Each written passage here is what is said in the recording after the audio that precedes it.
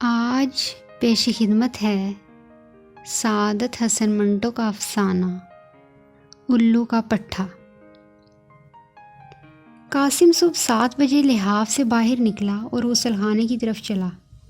رستے میں ہی اس کو ٹھیک طور پر معلوم نہیں، سونے والے کمرے میں، صحن میں یا غسل خانے کے اندر اس کے دل میں یہ خواہش پیدا ہوئی کہ وہ کسی کو الو کا پٹھا کہے۔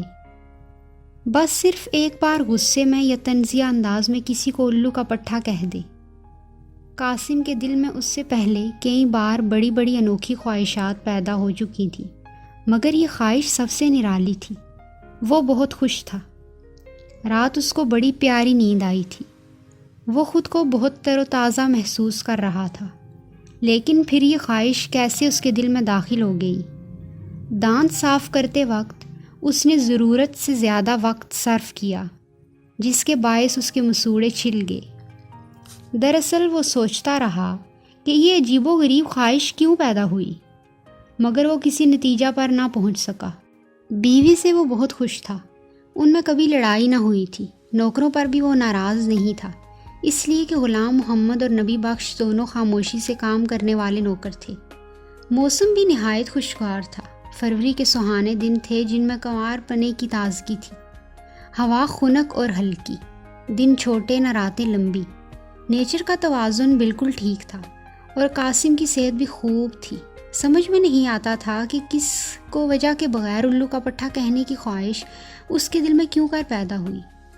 قاسم نے اپنی زندگی کے 28 برسوں میں متعدد لوگوں کو الو کا پٹھا کہا ہوگا۔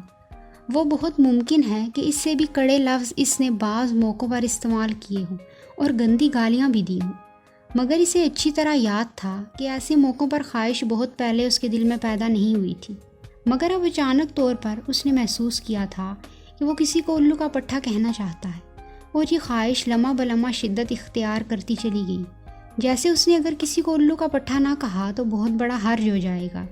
دانت صاف کرنے کے بعد اس نے چھلے مسوڑوں کو اپنے کمرے میں جا کر آئینے میں دیکھا، مگر دیر تک ان کو دیکھتے رہنے سے بھی وہ خواہش دبی نہ، جو ایکا-ایکی اس کے دل میں پیدا ہو گئی تھی۔ قاسم منطقی قسم کا آدمی تھا۔ وہ بات کے تمام پہلوؤں پر غور کرنے کا عادی تھا۔ آئینہ میز پر رکھ کر وہ آرام کرسی پر بیٹھ گیا اور ٹھنڈے دماغ سے سوچنے لگا۔ مان لیا کہ میرا کسی کو الو کا پٹھا کہنے کو جی چاہتا ہے، مگر یہ کوئی بات تو نہ ہوئی۔ میں کسی کو الو کا پٹھا کیوں کہوں؟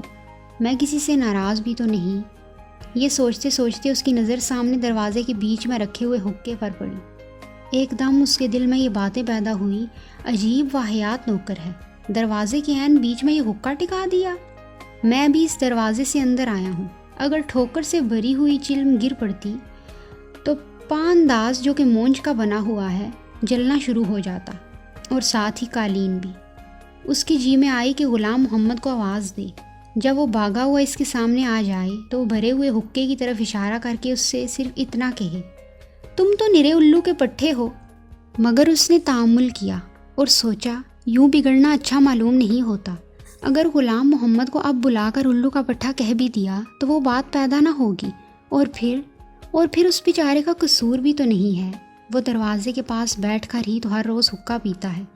چنانچہ وہ خوشی جو ایک لمحہ کے لیے قاسم کے دل میں پیدا ہوئی تھی کہ اس نے الو کا پٹھا کہنے کے لیے ایک اچھا موقع تلاش کر لیا ہے، غائب ہو گئی۔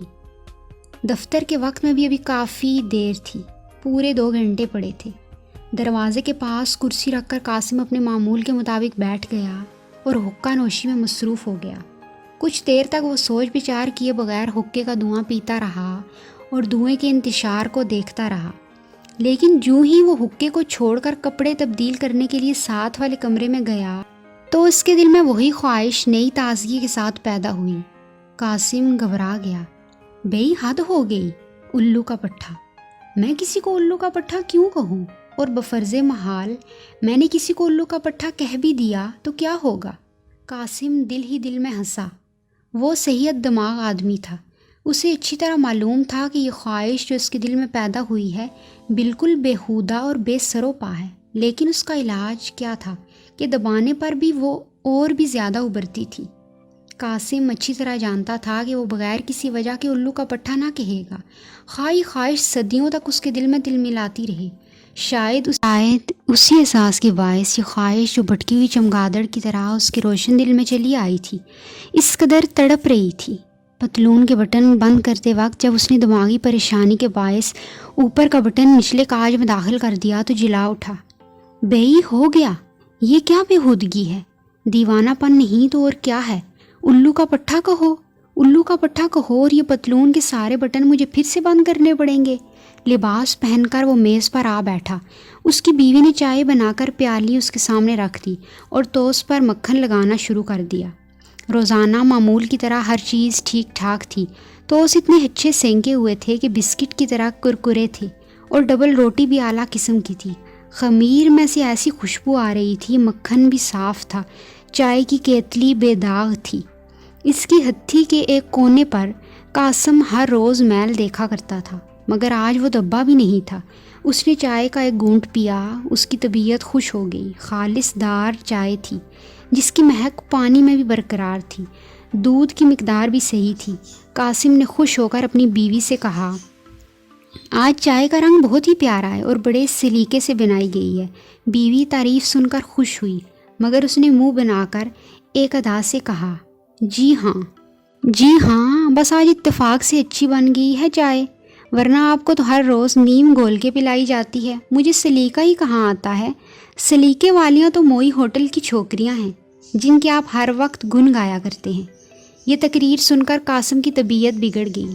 ایک لمحہ کے لیے اس کے جی میں آئی کہ چائے کی پیالی میز پر الٹ دے اور وہ نیم جو اس نے اپنے بچے کی پھنسیاں دھونے کے لیے غلام محمد سے منگوائی تھی اور سامنے بڑے تاکچے میں پڑی تھی، گول کر پی لے، مگر اس نے بردباری سے کام لیا۔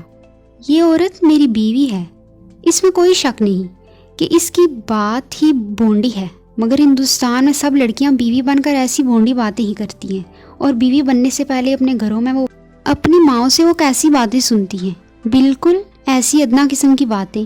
اور اس کی وجہ صرف یہ ہے، عورتوں کو عمومی زندگی میں اپنی حیثیت کی خبر ہی نہیں۔ میری بیوی تو پھر بھی غنیمت ہے، یعنی صرف ایک ادا کے طور پر ایسی بونڈی بات کہہ دیتی ہے، اس کی نیک نیت ہوتی ہے۔ بعض عورتوں کا تو شعار ہوتا ہے کہ ہر وقت بکواس کرتی رہتی ہیں۔ یہ سوچ کر قاسم نے اپنی نگاہیں اس تاکچے پر سے ہٹا لی جس میں نیم کے پتے دھوپ میں سوکھ رہے تھے، اور بات کا رخ بدل کر اس نے مسکراتے ہوئے کہا، دیکھو، آج نیم کے پانی سے بچے کی ٹانگیں ضرور دھو دینا، نیم زخموں کے لیے بڑی اچھی ہوتی ہے، اور دیکھو، تم موسمیوں کا رس ضرور پیا کرو، اس دفتر سے لوٹتے ہوئے 1 درجن لے آؤں گا، یہ رس تمہاری صحت کے لیے بہت ضروری ہے۔ بیوی مسکرا دی، آپ کو تو بس ہر وقت میری ہی صحت کا خیال رہتا ہے، اچھی بلی تو ہوں، کھاتی ہوں، پیتی ہوں، دوڑتی ہوں، بھاگتی ہوں۔ میں نے جو آپ کے لیے بادام منگوا کر رکھے تھے، بیئی، آج 10-20 آپ کی جیب میں ڈالے بغیر نہ رہوں گی، لیکن دفتر میں کہیں بانٹ نہ دیجیے گا۔ قاسم خوش ہو گیا کہ چلو، موسمیوں کے رس اور باداموں نے اس کی بیوی کے مصنوعی غصے کو دور کر دیا، اور یہ مرحلہ آسانی سے طے ہو گیا۔ دراصل قاسم ایسے مرحلوں کو آسانی کے ساتھ ان طریقوں سے ہی طے کیا کرتا تھا جو اس نے پڑوس کے پرانے شوہروں سے سیکھے تھے، اور اپنے گھر کے ماحول کے مطابق ان میں تھوڑا سا رد و بدل کر لیا تھا۔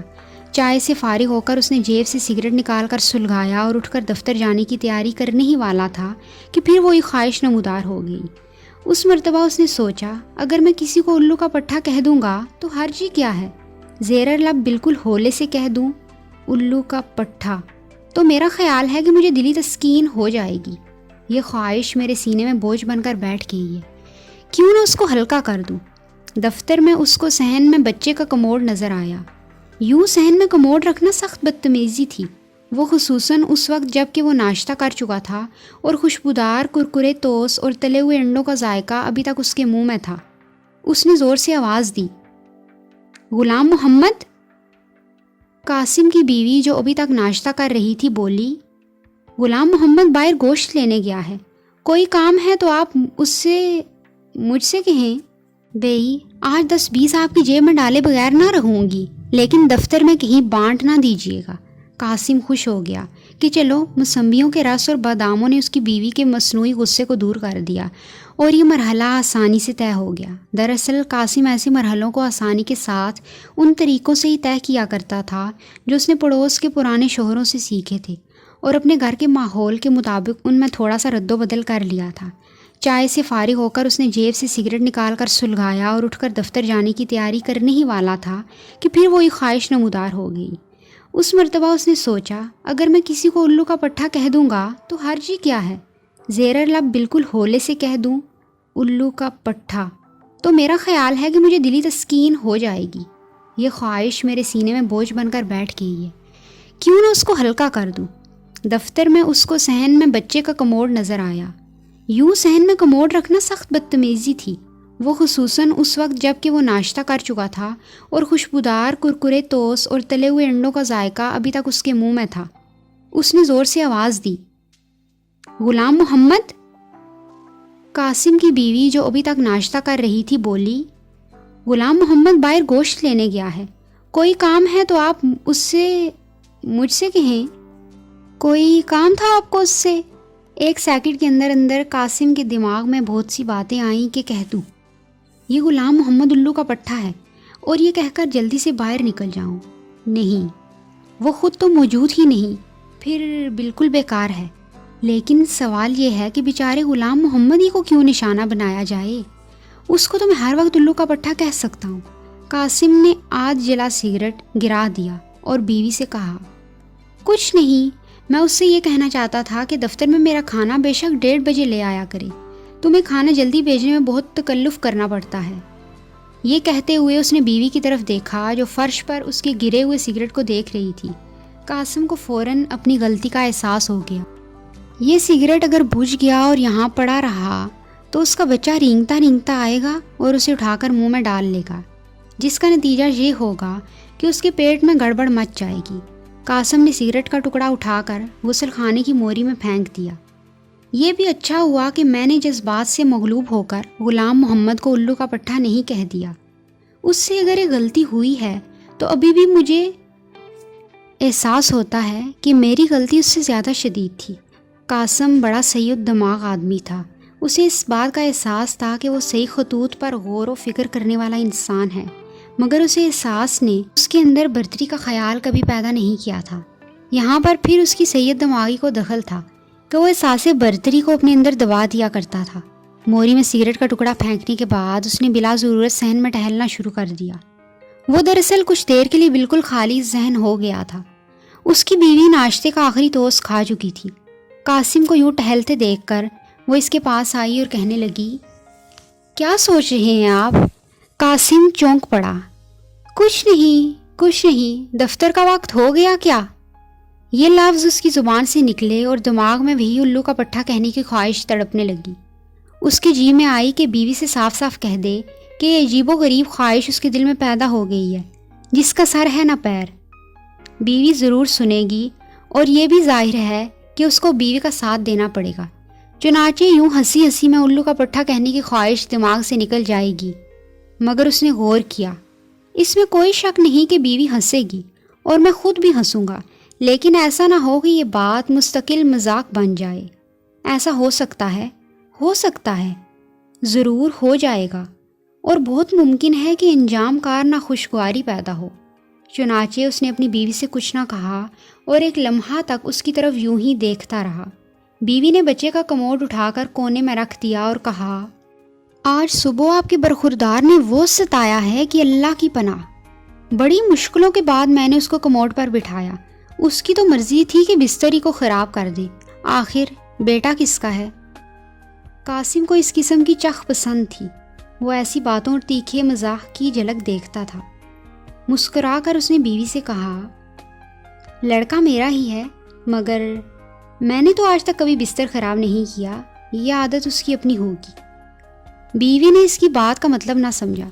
قاسم کو متعلقاً افسوس نہ ہوا، اس لیے کہ ایسی باتیں وہ صرف اپنے منہ کا ذائقہ درست رکھنے کے لیے کیا کرتا تھا۔ وہ اور بھی خوش ہوا جب اس کی بیوی نے جواب نہ دیا اور خاموش ہو گئی۔ اچھا بھئی، اب چلتا ہوں، خدا حافظ۔ یہ لفظ جو ہر روز اس کے منہ سے نکلتے تھے آج بھی اپنی پرانی آسانی کے ساتھ نکلے اور قاسم دروازہ کھول کر باہر چل دیا۔ کشمیری گیٹ سے نکل کر جب وہ پارک کے پاس سے گزرا تو اس نے ایک داڑھی والا آدمی دیکھا۔ اس کے ہاتھ میں کھلی ہوئی شلوار تھی اور دوسرے ہاتھ سے استنجا کر رہا تھا۔ اس کو دیکھ کر قاسم کے دل میں پھر الو کا پٹھا کہنے کی خواہش پیدا ہوئی۔ لو بھئی، یہ آدمی ہے جس کو الو کا پٹھا کہہ دینا چاہیے، یعنی جو صحیح معنوں میں الو کا پٹھا ہے۔ ذرا انداز تو ملاحظہ ہو جناب کا، کس نماک سے ڈرائی کلین کیے جا رہے ہیں، جیسے کوئی بہت اہم کام سر انجام دے رہے ہوں۔ لعنت ہے، لیکن قاسم صحیح الدماغ آدمی تھا۔ اس نے تعجیل سے کام نہ لیا اور تھوڑی دیر غور کیا۔ میں اس فٹ پاتھ پر جا رہا ہوں اور وہ دوسرے فٹ پاتھ پر۔ اگر میں نے بلند آواز میں بھی اس کو الو کا پٹھا کہا تو وہ چونکے گا نہیں، اس لیے کمبخت اپنے کام میں بری طرح مصروف ہے۔ چاہیے تو یہ کہ اس کے کان کے پاس زور سے نعرہ بلند کیا جائے، اور جب وہ چونک اٹھے تو اسے بڑے شریفانہ طور پر سمجھایا جائے، قبلہ آپ ہی تو ہیں جو الو کے پٹھے ہیں۔ لیکن اس طرح بھی خاطر خواہ نتیجہ برآمد نہ ہوگا، چنانچہ قاسم نے اپنا ارادہ ترک کر دیا۔ اسی اثنا میں اس کے پیچھے سے ایک سائیکل نمودار ہوئی۔ کالج کی ایک لڑکی اس پر سوار تھی، اس لیے کہ پیچھے بستہ بندھا تھا۔ آنن فانن اس لڑکی کی ساری فری ویل کے دانتوں میں پھنسی لڑکی نے گھبرا کر اگلے پہیے کا بریک دبایا۔ ایک دم سائیکل بے قابو ہوئی اور جھٹکے کے ساتھ زمین پر آ پڑی۔ قاسم نے آگے بڑھ کر لڑکی کو اٹھانے میں عجلت سے کام نہ لیا، اس لیے کہ اس نے حادثے کے رد عمل پر غور کرنا شروع کر دیا تھا۔ مگر جب اس نے دیکھا کہ لڑکی کی ساڑی فری ویل کے دانتوں نے چبا ڈالی ہے اور اس کا بارڈر بری طرح ان میں الجھ گیا ہے تو وہ تیزی سے آگے بڑھا۔ لڑکی کی طرف دیکھے بغیر اس نے سائیکل کا پچھلا پہیہ ذرا اونچا اٹھایا تاکہ اسے گھما کر ساڑی کو ویل کے دانتوں میں سے نکال لے۔ اتفاق ایسا ہوا کہ پہیہ گھمانے سے ساڑی کچھ اس طرح تاروں میں لپٹ آئی کہ ادھر پیٹی کوٹ کی گرفت سے باہر نکل آئی۔ قاسم بوکھلا گیا۔ اس کی بوکھلاہٹ نے لڑکی کو بہت زیادہ پریشان کر دیا۔ زور سے اس نے ساڑی کو اپنی طرف کھینچا، فری ویل کے دانتوں میں سے ایک ٹکڑا اڑ گیا اور ساڑی بالکل نکل آئی۔ لڑکی کا رنگ لال ہو گیا۔ قاسم کی طرف اس نے غضبناک نگاہوں سے دیکھا اور بھنچے ہوئے لہجے میں کہا، الو کا پٹھا۔ ممکن ہے کچھ دیر کی ہو، مگر قاسم نے ایسا محسوس کیا کہ لڑکی نے جھٹ پٹ نہ جانے میں اپنی ساڑی کو کیا کیا۔ وہ ایک دم سائیکل پر سوار ہو کر یہ جا وہ جا نظروں سے غائب ہو گئی۔ قاسم کو لڑکی کی گالی سن کر بہت دکھ ہوا، خاص کر اس لیے کہ وہ یہی گالی تھی جو وہ کسی اور کو دینا چاہتا تھا، مگر وہ بہت سید دماغ آدمی تھا۔ ٹھنڈے دل سے اس نے حادثے پر غور کیا اور لڑکی کو معاف کر دیا۔ اس کو معاف ہی کرنا پڑے گا، اس لیے کہ اس کے سوا کوئی اس کے پاس چارہ نہ تھا۔ عورتوں کو سمجھنا بہت مشکل کام ہے، اور ان عورتوں کو سمجھنا تو اور بھی مشکل ہو جاتا ہے جو سائیکل پر سے گری ہوئی ہوں۔ لیکن میری سمجھ میں نہیں آتا کہ اس نے اپنی لمبی جراب میں اوپر ران کے پاس 3-4 کاغذ کیوں اڑس رکھے تھے۔